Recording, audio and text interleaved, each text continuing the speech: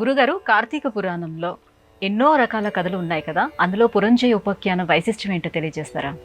మహా మహిమాన్వితమైనటువంటి కార్తీక మహాపురాణం స్కాంద పురాణం యొక్క అంతర్గతంగా ఉంది. పవిత్రమైనటువంటి కార్తీక మాసంలో అందులో ఉన్నటువంటి 30 అధ్యాయాల్లో ఈ 30 రోజులు రోజుకొక అధ్యాయం చొప్పున గనక చదువుకున్నా, లేకపోతే నాబోటి వాళ్ళు చెప్తుంటే విన్నా అది ఎంతో పుణ్యప్రదమని చెప్పి పెద్దవాళ్ళు చెప్తారు. అందువల్ల మన ప్రశ్నని దాంతో మొదలు పెట్టుకున్నాం. చాలా సంతోషంగా ఉంది. ఈ పురంజయ ఉపాఖ్యానం అనేటువంటిది కార్తీక మహాపురాణంలో ఉన్నటువంటి 24-25 అధ్యాయాలు వరుసగా ఇది ఉంటుంది. పురంజయ ఉపాఖ్యానం. పురంజయుడు అనేటువంటి వాడు మనకి భాగవతంలోనూ కనిపిస్తాడు, కార్తీక మహాపురాణంలోనూ కనిపిస్తాడు. పురంజయుడు అంటే పురాన్ని జయించినటువంటి వాడు అని చెప్పి ఆ పదానికి ఉన్నటువంటి అర్థం. పురము అని అంటే ఈ శరీరము అని అర్థం. ఈ శరీరాన్ని జయించినటువంటి వాడు పురంజయుడు. కాకపోతే కార్తీక మహాపురాణంలో వాడు ఒక ఇక్ష్వాకు వంశపు రాజు కింద వర్ణించబడ్డాడు. వాడు మొట్టమొదట కొంచెం దురహంకారంతో ఉండేవాడు. రాజు కదా, ఎవరిని లెక్క చేసేటువంటి వాడు కాదు.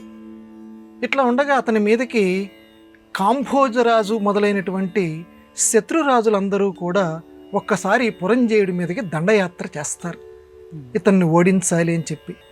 ఇతను తక్కువవాడేం కాదు, ఇతను కూడా వాళ్ళతోటి పోరాటం చేస్తాడు. కానీ ఎంతవరకు అని అంటే ఇతను 5 బాణాలు వేస్తే వాళ్ళు 10 బాణాలు, అతను 10 బాణాలు వేస్తే ఈ పురంజయుడు 20 బాణాలు. ఇలా చాలా చమత్కారంగా కార్తీక మహాపురాణంలో వర్ణన చేస్తారు.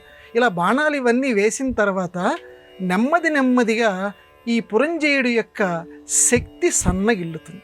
వెంటనే ఈ పురంజయుడికి సుశీలుడు అనేటువంటి ఒక పురోహితుడు ఉంటాడు, మంత్రి గారు. ఆ రోజుల్లో పురోహితులు మంత్రుల కింద ఉండేవారు.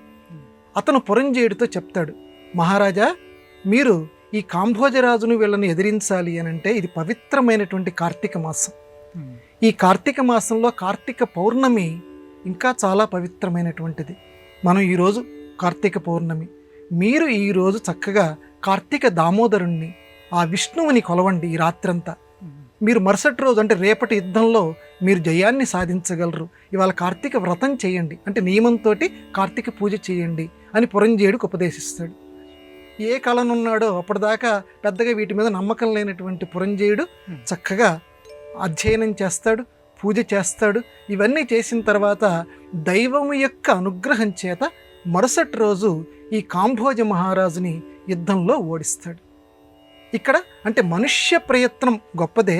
మనుష్య ప్రయత్నం కనుక దైవానుగ్రహం కలిస్తే ఆ మనిషి జయాన్ని సాధించగలడు.